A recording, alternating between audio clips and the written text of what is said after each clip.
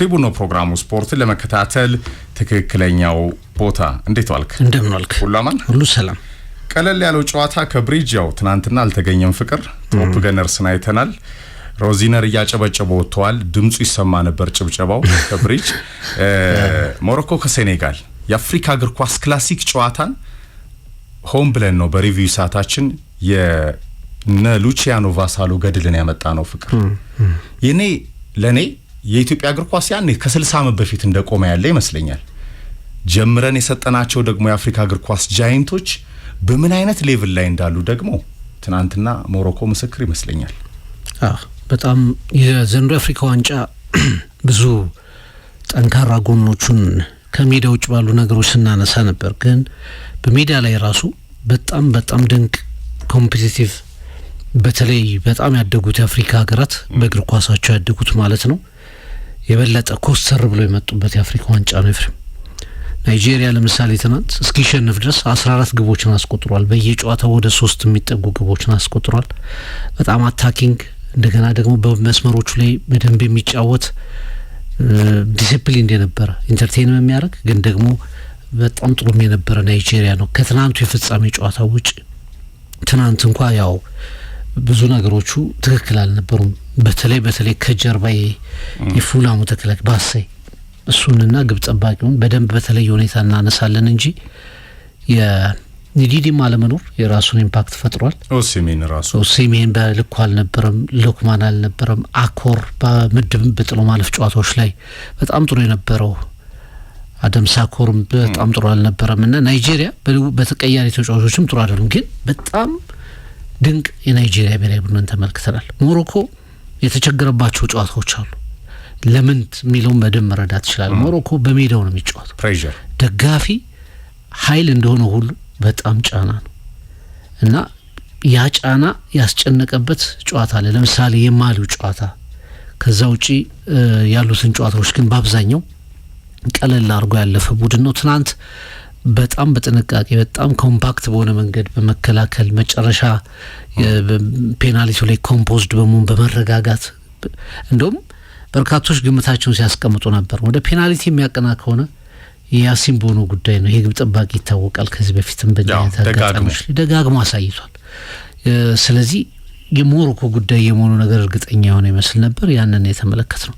ግን ይሄ ቡድን ከዓለም ዋንጫ ጀምሮ ከካታሩ የዓለም ዋንጫ ጀምሮ እንዴት እያደገ እንደመጣ በወጣት ቡድኗም በዋና ብሔራዊ ቡድኗም እንዴት እያደጉ እንደመጡ መመልከት ይችላል። ያለፉት 2 የቻን ውድድሮች አሸናፊ ናቸው። ኤፍሬም የዩ20 ሻምፒዮን ናቸው።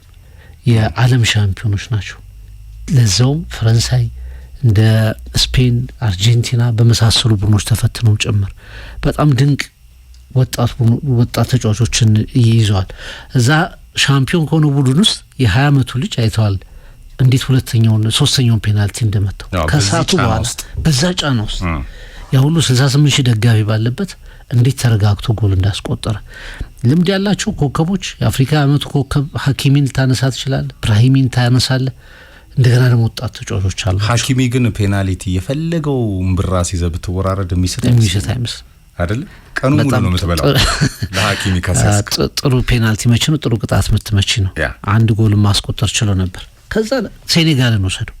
ሴኔጋል ምናልባት ካሜሩን ላይ ስንመለከተው ሻምፒዮን የሆነው ቡድን ላይ ስለ ኮከቦች ነበር የምናወራው። ያኔ ሳዲዮ ማኔ በሊቨርፑልም ነበር፣ ሞሳላህም እንደዚሁ፣ ሌሎችም ኮከቦች ነበሩ። ኩሊባሊ ወደ ፕራይም ታይሙ ነበር። ኤድሪሳ ጋናጌ እንደዚህ አሁን 34 አልደረሰም፣ ያንግ ነበር። ካሜሩን ላይ ስታር ነበሯቸው። ልክ እና አልሃጂ ዲዩፍን እንደምናነሳው በዚህኛው ቡድን ላይ ነበር። የዘንድሮ ሴኔጋል ግን ለኔ የቡድን ጥንካሬ ያለው ቲም ነው። ሲከላከሉ አለርት። ግብጽን እኮ እኔ ሰሚ ፋይናልም ጨዋታ አላስመሰሉትም። በየትኛው ሞመንት ላይ ሴኔጋል አልተጨነቅም። ምናልባት ጎሏ ከተቆጠረች በኋላ አንዶን ታርጌት አለ የመጡትን ከጎሏ በኋላ የነበሩ የተወሰኑ ደቂቃዎች ላይ ካልሆነ በስተቀር እንዴት ጨዋታው እንደተቆጣጠሩበት እንደውም ሰግተን ነበር አይደል? በምድብ ጨዋታዎች ሴኔጋል ቀለል ያሉ ተጋጣሚዎችን ነው ያሸነፈችው። በጥሎ ማለፍም በንጽጽር ግብጽ አይቮሪ ኮስትን ስታሸንፍ ሴኔጋል ታንዛኒያን እየገጠመች ነው። ማሊ ነው የመጨረሻ ከባድ ነው። እሱንም በደም ኳርተር ፋይናል ላይ እንዴት እንዳሸነፉ ታይተናል። ፕላስ 16 ታንዛኒያ ይቸገራሉ ብለን ነበር፣ ግን በጣም የሚያድግ አይነት ፐርፎርማንስ ነው ያሳዩት። ግብጽ ነው ሁሌም እንደምንለው ነው። እንደውም ኦሳማ ሰን ትናንት ጋዜጣዊ መግለጫው ላይ ትንሽ ኢሞሽናል ሆኗል አይደል? ሁሉም እኛን ይጠላናል ብሏል። 7 ጊዜ ሻምፒዮን ስለሆነ አድሎ ነበረ ብሏል። አንድ ቀን ሴኔጋሎች እንዲያርፉ ተደርጓል ከኛ ቀድመው፣ እንደገና ደግሞ 24 ሰዓት ጉዞ እንድናደርግ ተደርጓል፣ በ24 ሰዓት ውስጥ ደግሞ ጉዞ እንድናደርግ ተደርጓል የሚሉ አስተያየቶችን ሰንዝሯል። ግን ይሄ ምክንያት ነው። አንዳንዴ ከተማ ላይ እጣ የሚደርስ ቀድሞ ነው የምትወዳደር፣ ቀድሞ ነው እጣዎች የሚወጡት የት ከተማ እንደምትጫወት። በተለይ ከምድብ ጨዋታ በኋላ ያሉት የትኛው ቡድን እንደሚያልፍ አይታወቅም። ይታወቃል፣ ዴስቲኒ መዳረሻ ይታወቃል። ምድብ ላይ ነው የምትታወቀው እንጂ የሚያልፈው ከምድቡ አይታወቅም። ያው ስትሸነፍ ሰው አይጠፋም። ኦሳማ ሰን ትንሽ መቀበል ከብዶት ተመልክተናል። ሳዲዮ ማኒ ትናንት ጥንቃቄው አልበዛም? በጣም በቃ አትጨፍሩ፣ ዝም በሉ። ሜንታሊቲው ግን ከፍ ያለ ነው። ስፖርታዊ ጨዋነቱ ጥሩ ቢሆንም በቃ ዝም በሉ፣ አእምሯችሁን ተጠቀሙ፣ ዝም በሉ። አልጄሪያ ከግብጽ እዚህ ላይ አልጄሪያ ከናይጄሪያ እስከ መልበሻ ክፍል ነው የዘለቀው። እንትኑ አምባጓሮ ድብድቡ ምኑ እንደዛ ነው የዘለቀው። ኮንጎን አሸነፈው። ይሄ አንድ ስቴፕ ያደገ ጨዋታ ነው፣ ወደ ዋንጫ የምታልፍበት ነው እና በጣም ለግብጾች በጣም ተጠንቅቋል። ከፍ ያለ ሰብና እንዳለው ይታወቃል። ስማኔ ብዙ ጊዜ በድል ወቅት ይላል የፌር ፕሌይ ህግም በማሸነፍ ሰዓት ያሸነፍከውን አካል አክብር፣ ተጋጣሚና አስብ ይላል የፌር ፕሌይ ህግ። ያንን በትክክል ተግብሮታል። ግን በጣም በስቶ ነበር። ምንም ደስታቸውን ለመግለጽ ራሱ ፈቃደኛ የሆኑበት ነገር አልተመለከተም እና ግብጽ 2010 አንጎላ ገና ነውስ አይመስልም ፍቅር?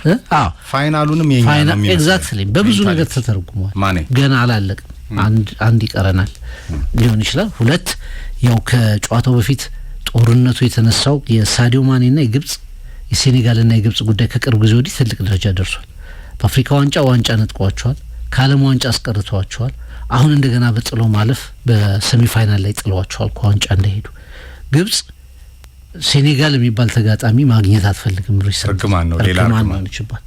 ስለዚህ አንድ ያ ውጥረትም ስላለ ያንንም የማርገብ ሊሆን ይችላል። 2 አንተም እንዳልከው ገና ዋንጫው ይቀረናል የሚልም ሊሆን ይችላል እና ጸጥታ ቢኮዝ ይሄኛው ጄኔሬሽን እንደጠቀስከው ማቹርዶ ነው የመጣ ነው። አንድ አፍሪካ ዋንጫ የኮት ዲቮር ዘለለው። ከዛ በፊት እኔና አንተ ፋይናሉን ጭምር ያየንበት የካሜሮን አድቬንቸር ታስታውሰዋለህ ፍቅር? እና ለማንም የመጨረሻ የአፍሪካ ዋንጫ ሊሆን ይችላል። ለኮሊባሊ አይነት ትናንትናውን በጉዳት ወጣ 23ኛው ደቂቃ ላይ። ሴኔጋል አለርት ቡድን ነው፣ ጌም ማኔጅመንቱ ድንቅ ነውና የቤት ስራችንን አላጠናቀቅንም ገና ነው ይመስለኛል። ሊሆን ይችላል ግን ድል አከባበር ስታይ የሊያም ሮዜኒየር ጭብጨባ ይበልጣል። ሴኔጋል ትናንት ካከበረው ተሸንፈው ድምጽን ተማዋል። ከቼልሲ ጋር የነበረው ተሸንፈው ያጨበጨቡበት በጓንት ነው። እንዴት እንደዚህ አይነት ድምጽ ጫጫ ያረጋው እኮ ገብሪጅ እና ትናንትና ሴኔጋል ትንሽ ለኔ ትንሽ ታፍነዋል የሚል እምነት አለ። ትንሽ የጀስቸሩ አክብሮቱ እንዳለ ሆኖ ግን የሰሚ ፋይናል መድረስ ትልቅ ነገር ነው። ትንሽ ግን የመታፈን ነገር ነበረው የሚል የግል ትዝብት ነው። ያም ሆኖ ግን ሴኔጋል በጣም በየጨዋታው እያደገ የመጣ ከምድብ ጨዋታው ጀምሮ እያደገ የመጣ ለሞሮኮ ብሔራዊ ቡድንም ትልቅ ፈተና መሆን የሚችል ምናልባት በታሪኩም ነገሮች በትክክል የሚሄዱ ከሆነ በታሪኩ ሁለተኛውን የአፍሪካ ዋንጫ ለማንሳት የሚችልም አይነት ብሔራዊ ቡድን ነው። ሞሮኮ ያው አንዳንዴ አስተናጋጅ ሀገር ሲያልፍ ውድድር በጣም ቆንጆ ይሆናል፣ ይደምቃል፣ ከለርፉል ይሆናል። እኔ በጣም ትልቁን ፈተና አልፈውታል ብዬ ነው የማስበው። የናይጄሪያ ብሔራዊ ቡድን የውድድሩ ጠንካራ ቡድን ነበር። በጣም ዲሲፕሊንድ ነበሩ። መከላከላቸው ላይ ሞሮኮ በተለይ ባክ ላይኑ አንዲት መፈናፈን የሚሰጥ አይነት የመከላከል ክፍተት አልሰጠም። 2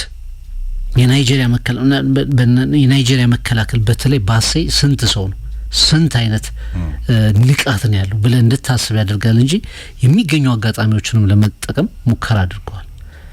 ግን በሁለቱም ቡድኖች በኩል በ120 ደቂቃ ውስጥ ያን ያህል ብዙ ነገሮችን አልተመለከትም። ጨዋታው አሰልች አይደለም፣ ግን ሙከራዎች ደግሞ አልነበሩትም፣ ጎሎች አልነበሩትም። የመጀመሪያው ጨዋታ ነው ኤፍሬም ጥሎ ማለፍ ከገባን ፔናልቲ የተመለከትንበት እኮ የመጀመሪያው ጨዋታ ነው። ብዙ ጨዋታዎች ሜዳ ላይ ነው የሚወሰኑት። ኢቨንት ነበሩ፣ ጎሎች ነበሩት። የሁለት ጃይንቶች ጎሎች ነበሩት። ሪከርድ ሰብሯል። በአፍሪካ ዋንጫ ታሪክ ብዙ ጎል የተመለከትንበት የአፍሪካ ዋንጫ ነው። የባዶ ለባዶ ጨዋታዎች ጥቂት ነበሩት እና በጣም ያደገ የአፍሪካ ዋንጫ ተመልክተናል። ከስታዲየሞቹ ኳሊቲ ውጪ ሜዳ ላይም ብዙ ጥሩ ነገሮችን ተመልክተናል። እኛም በዛው ልክ እንደቆምን አሁን ከሳኦ ቶሜ ፕሪንሲፔ በመጋቢት ወር የአሰልጣኝ ዮሐንስ ሳሌ ቡድን አድቬንቸሩን ይጀምራል። 250 ሺህ ህዝብ ነው ያላት። ያው በህዝብ ብዛት ቁጥር የምትለካው አይደለም። ጆኒ ደሴቶች ይወዱታል። ደሴቶች እንደገና ነበረቻችን ደሴት ማነች? ሲሸልስ አውና ያኔ ታስታውሳለህ? እውነቱን ነው። ለኔ የሚያስማማ ሐሳብ ነው። 1 ቢሊዮን በላይ ህዝብ ይዛ ቻይና ቤስት 11 የላትም። የዓለም እግር ኳስ ላይ ድንቅ የሚባል ቡድን የላትም። ኢትዮጵያ 100 ሚሊዮን ስላለፈች ብሎ ነበር ተናግሮ፣ አሁን 130 አልፈናል። ከፊቱ የምትጠብቀው 10 አመት ጠብቆ እንደገና ሲመጣ ጆኒ ወደ ዋሊያው ናሽናል ቲም የኢትዮጵያ እግር ኳስ ፌዴሬሽን አማራጭ አልባ ነው። አዳዲስ አሰልጣኞች ስለሌሉ ለተሻለው አሰልጣኝ መልሶ ሹመቱን ሰጥቷል።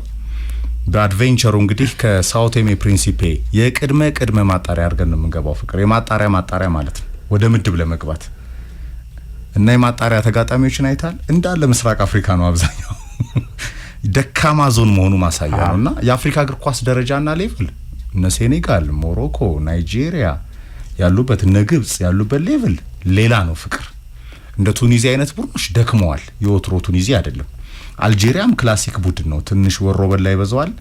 አድቬንቸሩ ላይ ኮንጎ ዓለም ዋንጫ ላይ በአሜሪካ ልናየው የመጨረሻ ማጣሪያ ይቀረዋል። ፍቅር ከነ ዋምቢሳካ ልምድ ጋር ወደ እናት ቤተሰቦቻቸው ወደ ማንነታቸው መጥተው የሚጫወቱ ናቸው። እንግሊዝ ስትከለክላቸው ያው ቦታውን ስለሚያጡ ደቡቦቹ ደቡብ አፍሪካ የተሻለ ቡድን ነው፣ ግን ደቡብም እንደዚሁ ደካማው ዞን እየሆነ ነው። ፍቅር የተሻሉ የሚባሉ ቡድኖች የሉበትም። በኮሳፋም ከደቡብ አፍሪካ ውጭ አንጎላም ኮምፒቲቲቭ ለመሆን ጥረት ያደርጋል፣ ግን ገና ነው። ምስራቅ አፍሪካ ደካማው ዞን ነው፣ የታወቀ ነው። ምዕራቦቹ ግን በአውሮፓ ክላስ ደረጃ ያሉ ናቸው። ፍቅር ናይጄሪያን የመሰለ ቡድን የዓለም ዋንጫ ላይ የለም። ካሜሮን በጣም ኮምፒቲቲቭ ቡድን ነበረ። እውነት ለመናገር ብሔራዊ ፍቅሩንም ከፍ ለማድረግ ኤቶ ጥሯል። የተሸነፉበት መንገድ እንዳለ ኮትዲቯርም ሲወድቅ የራሱ የታክቲካል ክፍተቶች እንዳሉ ሆኖ ማኔ ግን ፍቅር 11 ጎል በአፍሪካ ዋንጫ 9 አሲስት በአጠቃላይ በጎል ኤንድ አሲስት 20 የአፍሪካ ዋንጫ ሪከርዱ ድንቅ ነው። የመጀመሪያው የሴኔጋል ወርቃማ የትውልድ መነቃቃት የሚባለው የነ አልሃጂ ዲዮፍ ቡድንም ከዚህ ቡድን ጀርባ ሁሉ ያለ ዲዮፍ ትናንትናም ፓሽኑን አይተዋል። ኤኮን በማንነቱ ሀገር ሴኔጋል ትናንትናም በቪቪአይፒ ከራባት አይተነዋል። ፍቅር በተለይ ከሳዲዮ ማኔ ኳሊቲ ከሴኔጋል ብሔራዊ ቡድን በጣም ጌም ማኔጅመንትና የአሊዩ ሲሴ ውለታ አሁን በሊቢያ ነው የሚገኘው ያሰልጣኝ ፍቅር የአሊዩ ሲሴ ቡድንና አሻራ ቀለምን ያየ ነው። ጉልበት፣ ፊትነስ፣ ኃይልን ቀላቅሎ መጫወት፣ መውደቅ፣ መነሳት፣ መሮጥ ዘመናዊ እግር ኳስ ላይ በተለይ ደግሞ ከፍ ያለ ማች ፊትነስ ደረጃ ምን ያህል አስፈላጊ እንደሆነ ለኢትዮጵያውያን አሰልጣኞችም ሌሰን ነው። ከአፍሪካ እግር ኳስ ቡድኖች ኮምፒቲቲቭ ለመሆን ፍቅር 24 ውስጥ እንኳን ገብተው ኮምፒቲቲቭ ለመሆን ከ24 ውጭም ያሉትን አስባቸው ፍቅር በጣም አደገኞች ናቸው አብዛኞቹና የአፍሪካ እግር ኳስ ደረጃ ከፍታን ያየንበት ነው። አንድ ሁለተኛ ግብጽ ይሄ ባህሪው የማይለቀው የፈርዖኖቹ ባህሪ ይታወቃል። 78 ደቂቃ ፍቅር ዲፌንሲቭ ነበረ። አንድ ኦን ታርጌት አልሞከረም። በመጨረሻዎቹ 12 ደቂቃ ግን ኦማር ማርሙሽ መሐመድ ሳላህን ጨምሮ ግብጽ በጣም ለማጥቃት ፍላጎት አሳየ። ወደ ፔናልቲ ድራማ ለመሄድ ዳኛውንም ጨዋታውንም በማዋከብ ውስጥ ነገሮችን ለማግኘት ጥረት የሚያደርግ ቡድንና ሜንታሊቲ ሁሌ የፈርዖኑ ካባ ይመስለኛል። ለምሳሌ ትሪዚጌት በፍጹም ሜዳው ላይ አልነበረም። ከገባበት ሰዓት ጀምሮ ለእያንዳንዱ ንክኪ የሙሲ ግድያ ሙከራ የተደረገበት ያህል አርጎ ነው ሜዳ ውስጥ ይቆይ ነበረው። ዳኛውም ጥሩ ነው ማኔጀሩ ፔናልቲ ሲነኩ በነገር ላይ ሴኔጋል ከግብጽ ማን ኦፍ ዘ ማች ዳኛው ጠመርጋታው ጫናዎችን የሚቋቋምበት ሁሉ ነገሮች። በአንጻሩ የማታው ዳኛ ለኔ ብዙ ችግር ነበረበት። የሞሮኮና ናይጄሪያው ጨዋታ ግብጽ አይ ቲንክ ሁሉንም ነገር ነው የሚጠቀሙት። ጨዋታ ላይ ሲጫወቱ የሚችሉትን ነገር በሙሉ ያደርጋሉ። ያም ሆኖ እኔ ቡድኑ ወጣ ብሎ ቢጫወት ዲፌንሲቭ ከመሆን ይልቅ ወጣ ብሎ ቢጫወት የተሻለ እድል ሊኖረው ይችል ነበር ብያምናለሁ። ምክንያቱም ማኔ ጎሏን ካስቆጠረ በኋላ የነበሩት ደቂቃዎች ለማንሰራራት በቂ አይደሉም። ብዙ ጊዜ ዲፌንሲቭ አፕሮች ስትከተል ጎሉ የትኛው ሰዓት ላይ እንደሚገባባት አትቆጣጠሩ እና መጨረሻ ላይ ዋጋ ትከፍላለህ። ሴኔጋል አሁን ግብጽን ተመልከት። በመጀመሪያ ነው ግብጽን እንመልከት። ቅድም ኢትዮጵያን አነሳ እንጂ ለግብጽ ራሱ እየከበደ መጥቷል የአፍሪካ ዋንጫ። አንጎላ ላይ ካነሱ በኋላ 16 ዓመት አለፋቸው።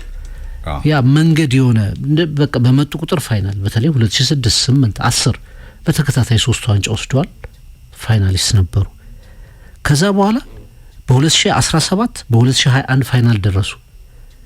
2017 ላይ በካሜሩን ተሸነፉ። 2021 ላይ በሴኔጋል ተሸነፉ። ዋንጫውን አጣ መሐመድ ሳላህና የግብጽ ብሔራዊ ቡድን። ከዛ ደግሞ ፍጻሜ ባለፉት 2-3 የአፍሪካ ዋንጫዎች ደግሞ ፍጻሜ መድረስ እየከበዳቸው መጣ። ይፍረም ለሚሰሩ ቡድኖች አሁን ጃይንት ለሆኑት ቡድኖችም የአፍሪካ ዋንጫው ከባድ እየሆነ መጥቷል። ሌሎች ሀገራት አሁን ሴኔጋልን፣ አልጄሪያ ከረጅም ጊዜ በኋላ ከ1990 በኋላ የነማሬዝ ቡድን ሻምፒዮን ሆኗል። ሞሮኮ አዲስ ሀገር ነው ኤፍሬም ለአፍሪካ ዋንጫው በመጠጥ ከ50 ዓመት በኋላ ዋንጫ ካነሳ ከ50 ዓመት በኋላ የሚያነሳ ብሔራዊ ቡድን ነው። ሴኔጋል ኦልሞስት አዲስ ቡድን በአፍሪካ ዋንጫ ታሪክ ከ3 ዓመት በፊት ነው ከ4 ዓመት በፊት ነው ሻምፒዮን መሆን ይችላል። አዳዲስ ሀገራት እየመጡ ነው። ናይጄሪያ ኮንሲስተንትሊ ባለፉት 4 የአፍሪካ ዋንጫዎች በ3ቱ ሴሚፋይናል ውስጥ ገብቷል። በአንዱም አላሸነፈም ግን አሉ እና የአፍሪካ ዋንጫው ላይ ይሄ ጥራት ካልጨመርክ ካልሰራህ ተሳታፊ ሆነ ነው የምትመለሰው። የሰሩትም አልቻሉ። የሰሩት ራሱ እየመጡ ነው። ፕሮግረስ ለማድረግ ተወዳዳሪ የምትላቸው ቡድኖች አዳዲስ ቡድኖች ለኔ ዘንዶ ብዙ የተመለከተናቸው ቡድኖች እንደ ቤኒን እንደ ሞዛምቢክ እንደ በኳሊቲያቸው ትንሽ ኮሞሮስ አይነት ብሔራዊ ቡድኖች ጋቦን ኢቨን ታንዛኒያ ዩጋንዳ ጥሩ ጨዋታ ተጫውተዋል። ግን ጋፓቸውን በምድብ ጃይንት በምትላቸው በአንደኛ ደረጃ በምታስቀምጣቸው ቡድኖችና በእነዚህ ቡድኖች መካከል ያለው ጋፕ በጣም ሰፊ ነበር። ለምሳሌ ሞዛምቢክ ከናይጄሪያ ጋር ሲገናኝ 4 ጎል ነው ያስተናገደው። ቤኒን ግብጽን ስታገኝ 3 ጎል ነው ያስተናገደችው። ይሄ ቼክ ሲያደርጉ ሪያሊቲ ቼክ ላይ ተመልሰው በኋላ ትሄዳለህ። አሁን እኛ ደግሞ ኢቭን ለአፍሪካ ዋንጫ ከሚደርሱ እታች ካሉ ሀገራት በታች ነን። ከነ ታንዛኒያ ከነ ዩጋንዳ ቅድም ከጠቀስኳቸው ሀገራት አንጻር ለአፍሪካ ዋንጫው የራቅን ሀገር ነን። አዲስ ሆነ ነው የምትገባው። ብዙ መስራት እንዳለብህ ያሳያልና ለነ ግብጽ ለነ መሐመድ ሳላህ የአፍሪካ ዋንጫው ከባድ ነው። ለ7 ጊዜ ሻምፒዮኖቹ ራሱ እየከበደ መጥቷል የሚል እምነት አለና ትዝ ይላል ያኔ የ2033ኛ አፍሪካ ዋንጫ ካሜሩን ላይ የሊቨርፑሎች ፋይናል ነው የተባለው። መሐመድ ሳላህ ሳዲዮ ማኔ 7ኛው ደቂቃ ላይ ፔናልቲ ሳተ። ሳዲዮ ማኔ 120 ደቂቃ ያለ ጎል ተጠናቀቀ። መሐመድ ሳላህ ሳይመታ ቀረ። 5ኛው ላይ ነበር ሳዲዮ ማኔ ጎሉን አስቆጠረ። ያ የህይወቴ ትልቁ ድል ብሎ ገለጸው ማኔ። ከዛ በኋላ በዓለም ዋንጫ ተገናኙ። ዓለም ዋንጫው ላይ ማሸነፉ እዚህ ላይ ተገናኙ። በዚህም ለመሐመድ ሳላህ አልተሳካም። በዚህ ቶርናመንት የሚችለውን አድርጓል። 4 ጎል አስቆጥሯል በ4 ጨዋታዎች ላይ። በሁሉም ጨዋታዎች ላይ በተቻለ መጠን አቅሙን አሟጦ ለመጫወት ጥረት አድርጓል። እንደውም አንድ ኢንተርቪው ላይ ፍሬም በግብጽ እንኳን የሚገኝ አይደለም ሌላው ዓለም ላይ ያለ ግብጽ ደጋፊ ቀርቷል። አንድም ግብጻዊ ከኔ የተሻለ ይሄን ዋንጫ የሚፈልገው ሰው የለም አለ። ማንም ግብጻዊ ከኔ የተሻለ ይሄን ዋንጫ የሚፈልገው የለም አለ። 11 ጎሎችን በአፍሪካ ዋንጫው አስቆጥሯል። የግብጽ ትልቁ ጎል አስቆጣሪ ሆሳማ ሰንጋር ሪካርዶ እኩል ነው 67። ኤልሻዝሊ በአፍሪካ ዋንጫ ብቻ ኤልሻዝሊ የሚባለው ተጫዋች በአንዳንድ ይበልጣቸዋል። ከሆሳማ ሰንጋር በሁለተኛ ደረጃ ኮከብ ጎል አግቢ ነው። 4 ጎል አስቆጥሯል። ጥሯል፣ ግን አልተሳካም። እና አንዳንድ ተጫዋቾች አሳዛኝ ኤግዚት አላቸው። ቡድኑ ጥሩ ቢሆን ኖሮ ሳላህ ባለፉት አመታት በዓለም እግር ኳስ ላይ እንዴት አይነት ተጫዋች ነበር። ግን ቡድን ነው የሚያሸንፈው። አንዳንዴ የግብጽ ብሔራዊ ቡድን መሐመድ ሳላህን የሚመስል ኮከብ አልነበረውም በታሪኩ። በአረብ አገራት ራሱ ሳላህን የሚያክል ኮከብ አልወጣም። ግን ባንዱም ውድድር ላይ ሰክሰስፉል አለመሆኑ አሳዛኝ ስንብት ነው ለሳላህ ጭምር። ድሮግባም እኮ አፍሪካ ዋንጫ አላሸነፈም። የሞሳላህም ታሪክ ያንን የሚከተል ይመስለኛል ለኔ 2027 በታንዛኒያ በኬንያ ያለው የዚህ የጣምራ ሻምፒዮንሺፕ ላይ ፍቅር ይሞክራል እድሉ አንድ አመት ሆሳም ሐሰን መርጋቱ አይቀርም ወደ አሜሪካ ያለም ዋንጫ ይሄዳል። ይሄ አሰልጣኝ ይሄ ቡድን የበለጠ ከነ ኦማር ማርሙሽ ጋር ማቹርድ ይሆናል። ሞግሬት መሞከሩ አይቀርም። አሁንም ፍቅር ሁለቱን መሞከር ይችላል። ሁለት አፍሪካ ዋንጫ ይሞክራል። እኔ ቢሳካለት በጣም ደስተኛ ነኝ። ትልቁ ተጫዋች ነው የአፍሪካ እግር ኳስ፣ የግብጽ እግር ኳስም ትልቁ ተጫዋች ነው። ወጥቶ በአውሮፓ ፉትቦል ላይ መንገስ የሚችል የቻምፒየንስ ሊግ በፕሪሚየር ሊጉ ላይ በኮንሲስተንሲ አሁን በጣም በወጥነት የሊቨርፑል የድል አድባር ነው።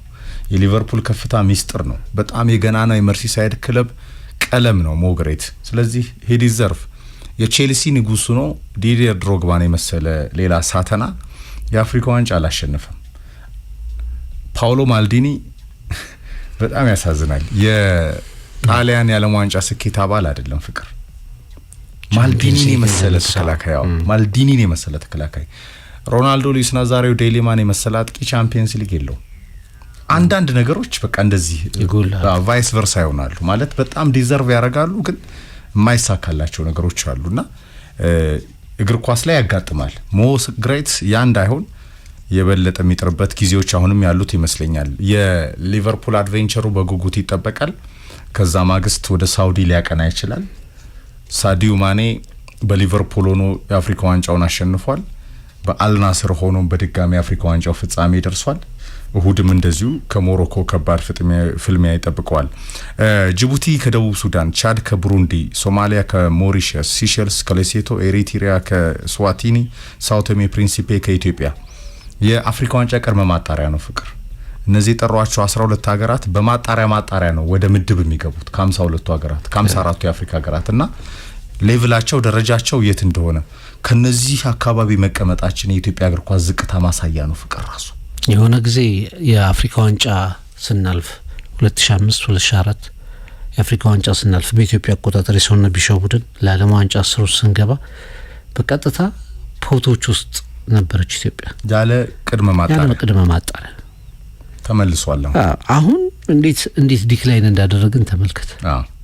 ተከታታይ አፍሪካ ዋንጫዎች ላይ ጥሩ አልነበርንም። የቻን ማጣሪያዎች ላይ ጥሩ አልነበርንም። የዓለም ዋንጫ ማጣሪያዎቻችን ጥሩ አይደሉም። ስለዚህ እነዚህ ደሴት እያልን በቁጥር ትንሽ የምናረጋቸው እግር ኳስ የለም በሚባሉ ደረጃ የሚገለጹ ደሴቶች መሀል እግር ኳስን ተጫውታ እንደገና ወደ ምድብ ትገባለ ማለት ነው። ይሄ በቃ ካልሰራ ውጤት ከሌለ የሚያጋጥመው ዕጣ ፈንታ ነው። ከዚህ ስታልፍ ግን ሁሌም እንደምናነሳው 50% ቲም ያልፋል። 48 ሀገር አካባቢ ይቀራል። ከዚህ በማጣሪያ የሚወድቁ ሀገራት ስላሉ ኤፍሬም ከ54ቱ ሀገራት በቅድመ ማጣሪያ የሚጫወቱ ስላሉ ይሄ ጠቀስካቸው ጨዋታዎች ግማሾቹ ይወድቃሉ። ከ54ቱ ሀገራት የተወሰነ ይቀነሳል። የ48ቱ ግማሽ 24ቱ አካባቢ ያልፋል። ከ50% እድል እንኳን ነገሮችን መጠቀም ይኖርብናል ነው። ወደፊት እግር ኳሳችን ተሻሽለን መምጣት አለብን ነው ትልቁ መልእክት። ይሄንን መግፈፍ ያስፈልጋል። ይሄንን ቢያንስ ጨለማ መግፈፍ ያስፈልጋል ፍቅር። ፎከስ አድርጎ አሁን በማርች ወር ላይ የሚከናወነውን በአራት ቀን ልዩነት የሚከናወነውን የሳውቶሜ ፕሪንሲፔ ጨዋታን ድል መንሳት። በዚህ 2 ወር ውስጥ የኢትዮጵያ ብሔራዊ ቡድን ወደ ሜዳው አይመለስም ፍቅር። ሜዳዎቻችን በሆነ ስቴፕ በፊፋ ፕሮግረስ እየተሰጣቸው ናቸው። እሱም በአግባቡ እግር ኳስ በሚፈልገው ቴክኒካል አቅም ወደ ተከለከልነው ሳይሆን መልሰን በሜዳችን የምንጫወትበትን መንገድ ለመፍጠር ጥረት ማድረግ ያስፈልጋል። አሁን አዲሱ ስቴዲየም የፊፋ ላይሰንስ ማግኘቱ እየተነገረ ነው። ገና ነው ግን እንግዲህ አንድ ፖዚቲቭ ነገር የሰማነው ከቆየ ነገር በኋላ የሰማነው ነገር ነው።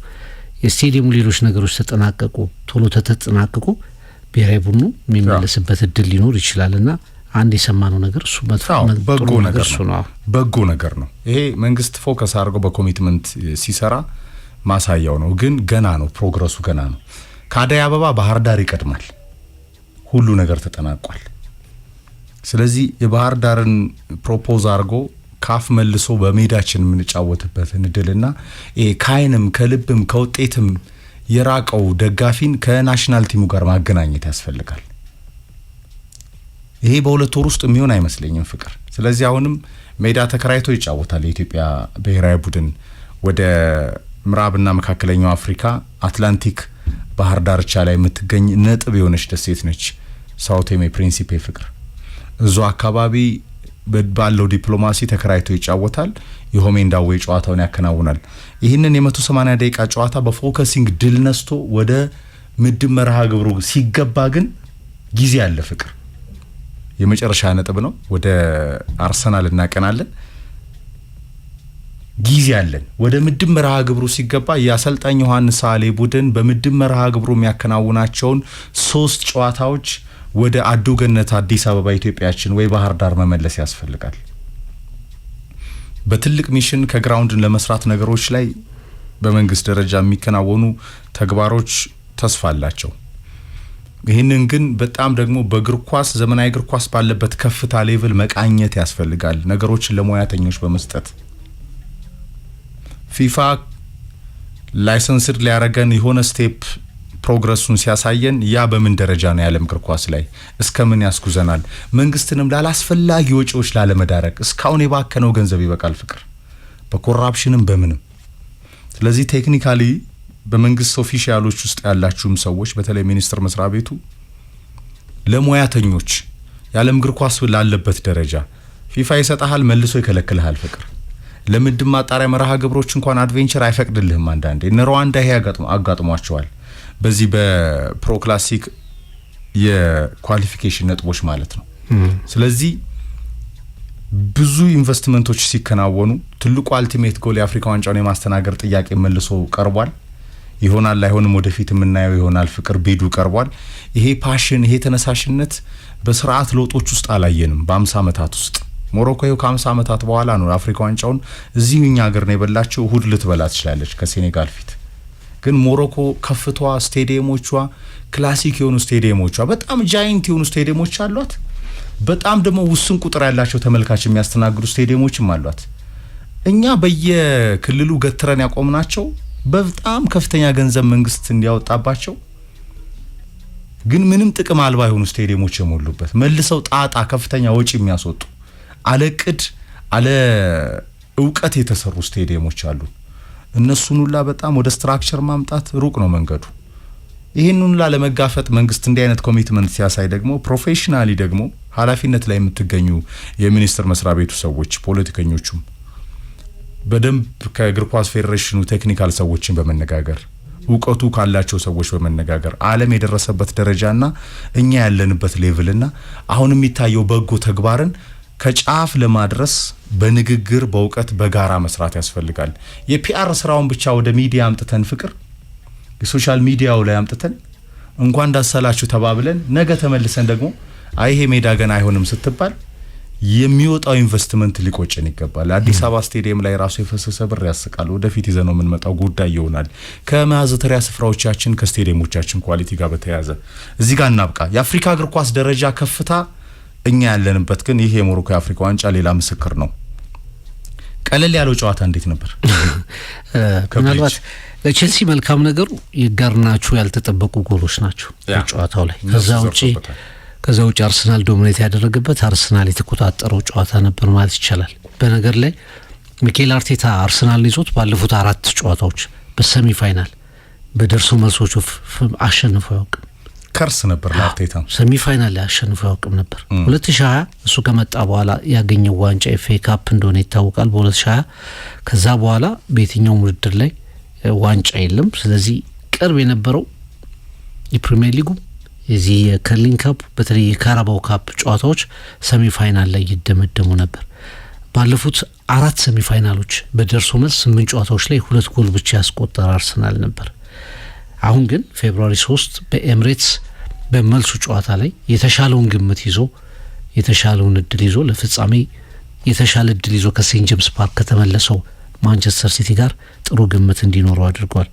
አርሰናል ከጥቂት ሳምንታት በፊት ነበር በዛ ፍልሚያ በነበረ ጨዋታ ሳንፎርድ ብሪጅ ላይ የተመለከት ነው።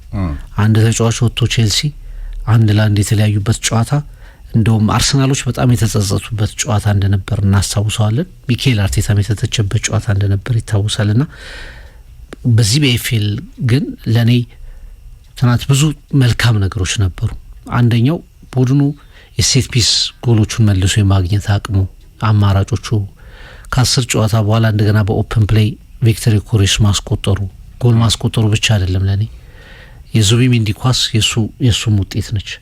የዙቢሜንዲ ምርጥ ጎል 3ኛው ጎል የቪክቶሪ ኮሬስ አሲስትም ነች እና የካይ ሃቨርትዝ መመለስ የጋብሪኤል ጂሱስን መመለስ ተከትሎ ወይ በደንብ መስራት አለበት ወይ ቦታውን መልቀቁ አይቀርም። በዛ ላይ ሚኬል አርቴታ ለካይ ሃቨርትዝ ያለው ስስ ልብ የሚታወቅ ነው እና ትናንትና ድንቅ ነበር ቪክቶሪ ኮሬስ። እኔ አክቹአሊ ትናንት ብቻ ማለት ነበር በሲዝኑ በየጨዋታው እስካሁን እሱ ተሰልፎ አርሰናል አንድ ጨዋታ ነው የተሸነፈው ኤፍሬም በመጣበት። በእርግጥ አርሰናል ይሄ ቋሚ ጎል አስቆጣሪ የለውም። አሁን ሃላንድ 20 ደርሷል አይደል? ዳንጎ ታራ ከዛ ማን ነው ቲያጎ ማን ያኛው ቲያጎ የብሬንትፎርዱ ቲያጎ እና ደግሞ ማንቸስተር ሲቲ የወሰደው ሴሜኒዮ እነሱ ከፊት አሉ። የአርሰናል ኮከብ ጎል አግቢዎች ትሮሳርድና ዩኮሬሽ ናቸው። 5 ጎል ነው ያላቸው። ሁሉም ያስቆጥራል።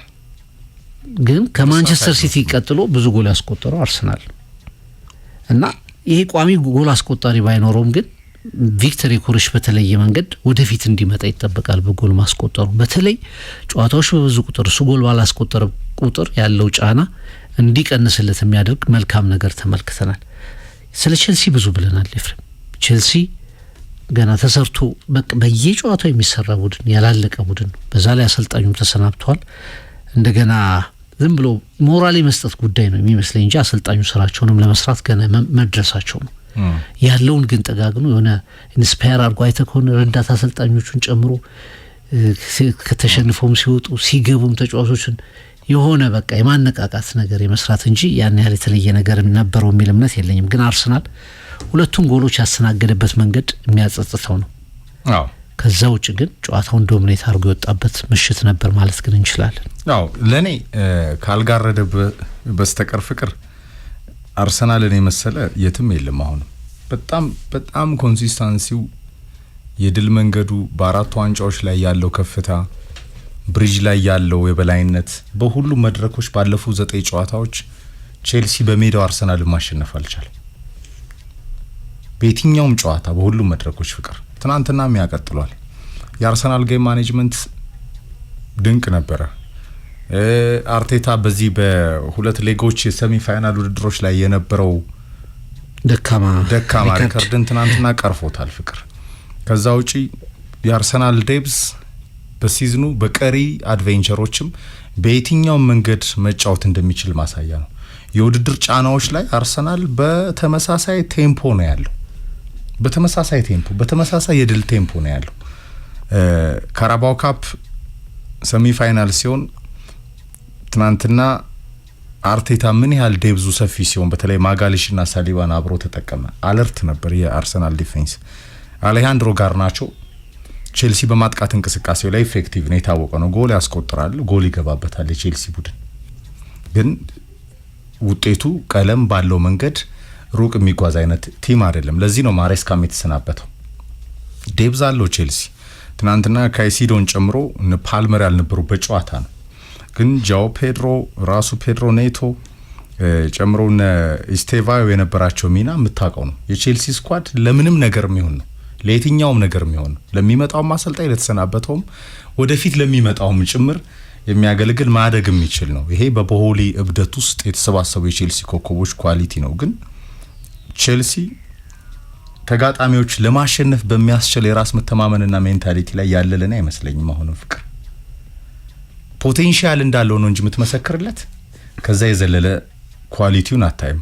አርሰናል ቤት ግን ዮከሬስ ሰዎች አሁንም ቅድም እንዳልኩ ነው ካልጋረደባቸው በስተቀር የአርሰናልን ከፍታ የዮከሬስ ሚና ለዙቢሜንዲ አንሸራተተለት ኳስ የአጥቂውን ኳሊቲ ማሳያ ነው። ነገሮችን ሸፍኖ መቆየት የሚችል ረጅም የሚጣሉ ኳሶችን ከአርሰናል ተጋጣሚ ተከላካዮች ፎከስ ዮከሬስ ላይ የሚሆንበት መንገድ ወርክ ሬቱ ጎል የሚያስቆጥርበት የአርቴታ ሪአክሽንን አይታል። ዮከሬስ ጎል ሲያስቆጥር የቡድኑ አውራ ነው። በየትኛውም ቅኝት ጋብሪኤል ጄሱስ እና ካይ ሃቨርትዝ በዮከሬስ ወርክ ሬት ደረጃ ታታሪነት ደረጃ መቼም ሊመጡ አይችሉም። ፍቅር ግን ኮምፒቲሽኑ ይጦዛል። አሪፍ ነው። ይሄ አርሰናልን የበለጠ ይጠቅማል። ምክንያቱም አርሰናል በሊጉ አናት ላይ ይገኛል። እስከ ግንቦት ድረስ በዚህ ከፍታ ቴምፖ ፌራሪው እንዲጓዝ ይፈልጋል። የመድፉ ፌራሪ በኤፍኤል የመልስ ጨዋታ ፌብሩዋሪ አጋማሽ ላይ መጀመሪያ ላይ ኤምሬትስ ላይ ይከናወናል። ቼልሲ ያው የሚታወቅ ነው የለንደን ክለቦች አለቃ አርሰናል ነው። በኤፍኤ ካፕ እና ቻምፒየንስ ሊግ ላይ እንዲ አድቬንቸሩ ይቀጥላልና ዴብስ የክረምቱ ግዢዎች የአርሰናል ኳሊቲ ከጉዳት የተመለሱ ተጫዋቾችና እነዚህ አርሰናል ደግሞ ሱፐርስታር የምትላቸው ተጫዋቾች እንደ ዴክላን ራይስ፣ ቡካዮ ሳካ፣ ጋብሪኤል ማጋሊሽ አይነት ተጫዋቾች ተጽዕኖ ኢቭን ኬፓ በጣም ጥሩ አማራጭ መሆኑ ማሳያ ነው። ፍቅር የሪያ ዴብዝ ወሳኝነት አለው። የመድፉ ከፍታ ይቀጥላል። ለኔ በዋንጫ ደረጃ ምናልባት ከዚህ የፕሪሚየር ሊግ አሸናፊና የኤፍኤ ካፕ አሸናፊ ከሚያደርጉት የመክፈቻ ጨዋታ ላይ ከሚነሳው ዋንጫ ቀጥሎ ዝቅተኛ ግምት የምትሰጠው ሊሆን ይችላል። ግን ለአርሰናል በጣም ትልቅ ትርጉም የሚኖረው ዋንጫ ነው። ኤፍሬም አብዛኞቹ ተጫዋቾች ኪኮፍ ነው ትልቅ ዋንጫዎችን የሚያውቁ ተጫዋቾች አይደሉም። ትልልቅ የፍጻሜ ምሽቶች ላይ የተገኙ አይደሉም። ለዋንጫ ተጠግተው ያውቃሉ፣ ግን እንደ ቻምፒየንስ ሊግ ፍጻሜ እንደ ኤፍኤ ካፕ ፍጻሜ ላይ የተገኙ አይደሉም። አሉ 2020 ላይ የነበረው ቡድን ላይ የነበሩ ፍጻሜ ማንቸስተር ሲቲን አሸንፎ ራሱ የአርቴታ ቡድን ሲቲን አሸንፎ ያነሳው ዋንጫ ላይ የነበሩ አሉ። ግን ከዛ በኋላ ደግሞ የተጨመሩ በጣም በርካታ ወጣት ተጫዋቾች አሉ። ዘንድሮ የፈረሙትን ጨምሮ አዲስ ተጫዋቾች ማለት ነው። ለነሱ የሆነ የዋንጫ ጨዋታ ትርጉሙን ለሌሎች ከበድ ላሉና ለሚፈልጉ ዋንጫዎች መንገድ የሚጠርግ መጀመሪያ የሚመጣው ፍልሚያ ስለሆነ ለአርሰናል የበለጠ ትርጉም አለው የሚል እምነት አለኝ። አንድ ሁለተኛ የትናንቱ ምሽት ላይ ትንሽ አርሰናል ሪግሬት ወይ የሚጸጸትበት ነገር ከዚህ የተሻለ ሊሆን ይችል ነበር። መጀመሪያ በሄዲንግ ቤን ዋይት ጎል አስቆጠረ፣ ከዛ ዮከሬስ አስቆጠረ። ጎል የሚያገባው ቡድን አርሰናል ነው እንጂ ቼልሲ አይመስልም ነበር። ጎል ስለተቆጠረበት ነው ሪግሬቱ። ጎሎቹ ለምሳሌ አላንዶ ጋር ለምን መሰለ አውት ኦፍ ኖዌር ነው የተቆጠሩት። በዚህ ውስጥ ላሳይ የምፈልገው ምንድነው በሜክሺፍት ነው እንትና የተጫወተው ማነው ዩሊያን ቲምበር የተጫወተው። ሁለቱም ኳሶች የሄዱት ከሌፍት ባክ በሌፍት ሴንተሩ ላይ። ስለዚህ ጨዋታ ብቻ አይደለም። ጋርናቾ ብዙ ኳሶችን የሚያገኝ ግን የማያገባ ተጫዋች ነው። ትናንት በነጻነት ነበር እንደዚህ አይነት ኳሶችን ሲያገኝ የነበረው።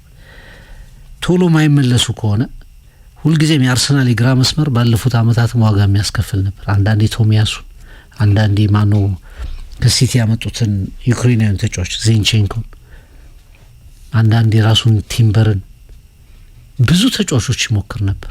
እዛ ላይ ያሉ ተጫዋቾች ማይስኬሊ ባለፈው ተመለከትከው መቼም በፕሪሚየር ሊጉ ጨዋታ የለም ጭራሽ በሊቨርፑል ጨዋታ ላይ ፐርፎርማንሱ ልክ አይደለም። ለዛ ነው በዚህ ጨዋታ ላይ ቲምበርን በሜክሺፍት ለማጫወት የሞከረው እና ይሄ ዲፌንስ ላይ የታዩት ክፍተቶች የአርሰናል ባህሪያት አይደሉም። ሁለት ጎል አንዱን ጎል ማስቆጥሮ የዙቢሜንዲ ጎል ሲቆጠር 3-1 መራ። አርሰናል ነው ጎል ሊያስቆጥር ይችላል የሚመስል የነበረው ቡድን ግን ወዲያውኑ ጎል አስተናገደ። ቢግ ማች ነው ፍቅር፣ ቢግ ማች ነው። ቼልሲ ቀላል ተጋጣሚ አይደለም። በቼልሲ ኳሊቲ በዛ በትናንትናው ቡድን በአርሰናል ኳሊቲ አቮይድ መደረግ የሚችሉ ጎሎች ነበሩ። በተለይ የኔ የጋርናቾ የመጀመሪያ ጎል ሁለተኛው ጎል ጭምር አቮይድ መደረግ የሚችል ነበር። ለምሳሌ የአንድ ጎል አድቫንቴጅ ቼልሲ ስታንፎርድ ብሪጅ ላይ የሚመጣበት ስሜትና ሁለት ጎል አድቫንቴጅ ፈጥረህ ብትመለስ የሚኖረው ስሜት የተለያየ ነው። አንድ ጎል ቼልሲ ኤምሬትስ ላይም ሊያገባ ይችላል። ብሪጅ ላይ ያልቻለ ሊያገባ ይችላል። ራሱ ሜዳ ላይ እንዲ 9 ጊዜ በተከታታይ በሁሉም መድረኮች የተገላበጠ የሚወቀር ቡድን መቼም ኤምሬትስ ላይ አይመስለኝም። እኔ ሲቲና አርሰናል አንድ እግራቸውን ዌምብሌይ ያደርሰዋል። ማንቸስተር ሲቲ ኒውካስልን ከአዲሱ ፈራሚ ሴሜኒዮ ጋር በጣም በኳሊቲ በብልጫ ቸርኪ እንደዚሁ ሌላ ተቀይሮ ገብቶ የነበረውን ኳሊቲ ስታይ አሁን ደግሞ ሲቲ ጉይን መፈልጋለሁ እያለ ነው። ማንቸስተር ሲቲ ራሱ እኔ በጣም ይገርመኛል ፍቅር የሚሰበስባቸው ተጫዋቾች ኳሊቲ። አሁን ሴሜኒዮ ራሱ ዶኩም ነበረ ምን አይነት ጥራት እንደጨመረ ቡድኑ ላይ ዴብዙ የማጥቃት ጥራት የቆየ ተጫዋች ይመስላል። አሁን አይደለም በፍጹም አሁን 10 ለምናምን ያሸነፉበት ጨዋታ ላይ እዚህኛው ጨዋታ ላይ ጎል አስቆጠረ። የቆየ ተጫዋች ነው የሚመስለው። ሊጉን ያውቀዋል። በበርንማውዝ የነበረው ከፍታን ያውቀዋል። ፍቅር በጣም ከበርንማውዝ በተሻለ የኳስ ፍሰት ውስጥ ባለ ቡድን ውስጥ ነው የገባው። ጋርዲዮላ ነው አሰልጣኙ። ካመነብህ ነው። እንደገና ደግሞ የፔፕ ተጽዕኖና የሲቲ ቦርድ ጋርዲዮላ ካለ ሁሉ ነገር ይፈጸማል። ደሴሜኒዮ አይነት ተጫዋቾችን ራሱ ሴሜኒዮም የተሻለውን ቡድን የመረጠ ለኔ ይመስለኛል። ፍቅር ዩናይትድ ሂዶ ከሚሰቃይ ሊቨርፑል እንዴት እንዲ ገድገድ እያለ እንደሆነ ማሳያ ነው። ከላገር ስፐርስ ደርሷል። ፍቅር በዚህ የዝውውር ገበያ ጉዊ ሊቨርፑል እየተባለ ነው። ሲቲም ገብቶበታል። ለሊቨርፑል በጣም የሚጠቅመው ተጫዋች ነው። በተለይ በኩናቴና ቫንዳይክ መካከል ያለውን ጋፕ ለመሸፈን ዩናይትድ በገበያው የሚሳተፍ አይመስልም። የአማድና የሜቤሞ ከአፍሪካ ዋንጫ መመለስ ነው መልካም ዜናው ለማይክል ካሪክ። በተለይ ከሲቲ ለሚኖረው የማንቹሪያን ደርቢ ጨዋታ በቀጣይ አርሰናል ምንም አይነት ያውም አርቴታ ዲፕሎማሲውን ይገርመኛል። በጣም አስፈላጊ ነገሮች ካሉ እንሳተፋለን ብሏል እንጂ ይሄ ቡድን ለኔ ከልክ በላይ በአማራጮች የዳበረ በጣም በኳሊቲ ከፍ ያለ ዴብዝ ያለው የራስ መተማመኑና የሻምፒዮንነት ፎርሙላው የገባው አልቲሜት የዋንጫ ዓላማ ያስቀመጠ በጣም ይሄ ማየት እስከቻልን ድረስ ይሄ አርሰናልን የመሰለ የለም። ማርነቅም ያስፈልጋል ይሄንን። ምክንያቱም አርቴታ በተለያዩ አማራጮች ለምሳሌ ሌፍት ባኩ ዊክ ሊንክ እንደሆነ ሲያቅ ነው ዩሊያን ቲምበርን የተጠቀመው ካላፊዮሪ እስኪመለስ ድረስ ስኬሊ የሚሆን ስላልሆነ። ከዛ ውጪ ትክክል ነህ። ያ የአርሰናል ሌፍት ባክ ላይ ክፍተቶች አርሰናልን የሚያጠኑ ቡድኖችና ከፊቱ ለሚጠብቀው ፈተና ትክክል ነህ አሰልጣኞች።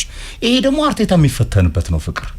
ከዛ ውጪ ምናልባት ለአርሰናል የሚያስፈልገው ጸሎት አሁንም ማጋሊሽ በሙሉ ፊትነስ፣ ዴክላን ራይስ በሙሉ ፊትነስ፣ ቡካዮ ሳካ በየትኛው መንገድ ፈዘዝ እንኳን ቢልም ሳካ ነው። በየትኛው መንገድ የሆነ ነገር ያደርግልሃል በሙሉ ፊትነስ።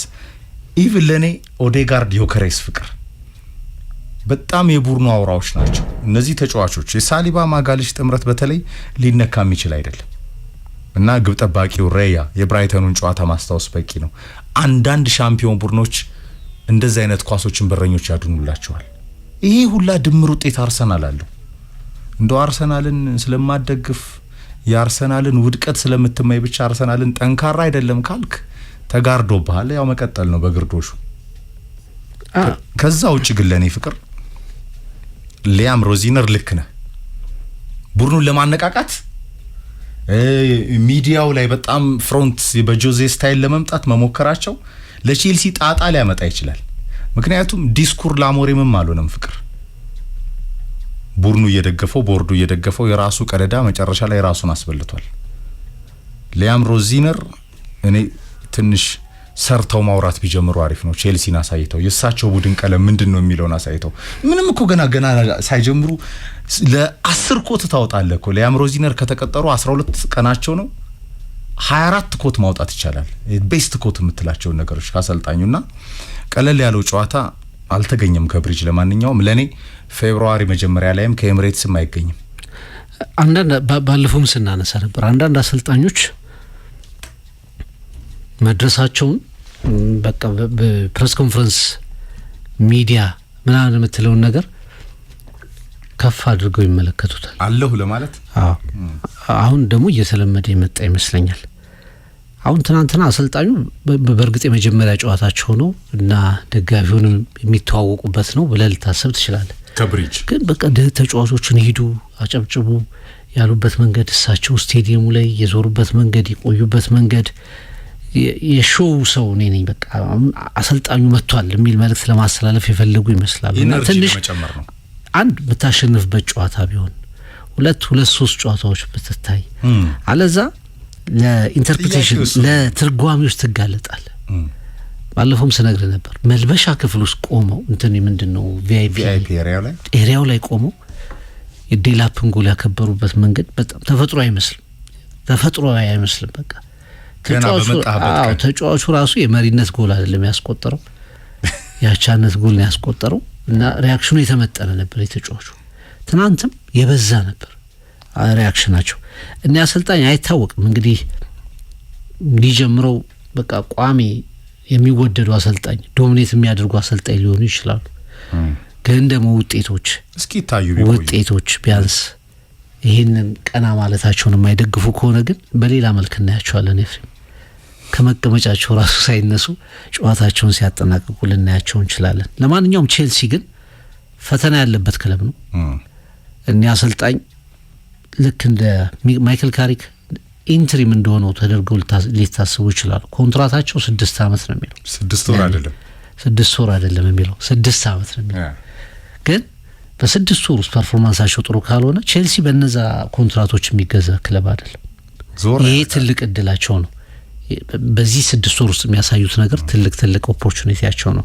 ለአርሰናል ግን ያው ወደ 4ቱም ዋንጫዎች እየመጡ ነው። በኤፍኤ ካፕ ፖርትስማውዝን አሸንፈዋል። 4ኛ ዙር ውስጥ ገብተዋል። በቻምፒየንስ ሊግ መሪ ናቸው። ከምድቡ ቀዳሚ ነው። ከምርጡ 8 ቡድኖች ውስጥ አንዱ ሆኖ ማለፋቸው የሚቀር አይደለም። የፕሪሚየር ሊጉ መሪ ናቸው። በ4ቱም ጨዋታዎች ላይ ያሉ አርሰናሎች ከነዚህ ውስጥ የመጀመሪያውን ዋንጫ የሊግ ካፑን ማንሳት መጀመር ለወጣቶቹ ትልቅ ኤክስፒሪየንስ ነው። አርሰናል ከቼልሲም ከኒውካስልም ከሲቲም በላይ ይህን ዋንጫ ይፈልገዋል። ለዛም ደግሞ ጥሩ ትራክ ላይ ናቸው። ፌብሩዋሪ 3 በኤሚሬትስ የመልሱ ጨዋታ ይከናወናል። ስለ ኳርተር በመድፉ ቤት እየተወራ አይደለም የሃትሪክ ከዛ 4ኛው ኳርተር ነው አይደል? እየተወራ አይደለም። ፍቅር 4 ዋንጫ ላይ ሽልማት ነው። 2 ሽልማት በጣም የሚፈልገው ዋንጫ ፕሪሚየር ሊግ ነው። የለም እኔ እሱ ራሱ ሜንታሊቲን አርሰናል ማኔጅ የሚያደርግበት መንገድ በተለይ አርቴታ ምንም ነገር አይልም እኮ ፍሮንት አለ እንጂ ቡድኑ አርሰናል ለ4 ዋንጫዎች እየተጫወትን ነው ምናምን የሚል ነገሮችን አትሰማም። ሮዚነር ቢሆኑ የአርሰናል አሰልጣኝ ምን ሊሉ ነው? አንተ በቃ አዲስ አሰልጣኞችን እኔ ግርም ነው የሚለኝ እኮ ገና ምንም ሳያሳዩ ይህ ሁላ ቀደዳ እኔ በጣም ነው የሚገርመኝ። ያኛውን ጓደኛቸውን መልከኛውንም ያስበላው ይሄ ነው ፍቅር እና ለመሰለ የመጠበቅ ነገርህን ይበድ ዝም ብለህ ሳታሳይ ድብልቅልቅ ታረጋዋለህ በፕሬስ ኮንፈረንስ። እንደዛ እኮ አይሰራምና አርቴታ እንኳን በዚህ ደረጃና እኔ ሮዚነር የመድፎ አለቃ ቢሆኑ ምን ሊያረጉት ነበር ነው ያልምለው በሱ ቦታ ላይ ቢቀመጡ። ኤኒዌይስ ለማንኛውም መድፉን የመሰለ የለም። በሲዝኑ አድቬንቸር በጸጥታ አርሰናል ከፊት ይገኛል። ፍቅር ይሄ የት ይደርሳል እናያለን። ካነሳቸው የዚህ የሌፍት ባክ ዊክ ሊንክ ኳሊቲዎች ጋር በተያያዘ ትናንትና የጋርናቾ ጎሎችን ስታይ ራሱን የቻለ አንድ ጋፕ ሊሆን ይችላል አርሰናል 2 የተቆጠረበት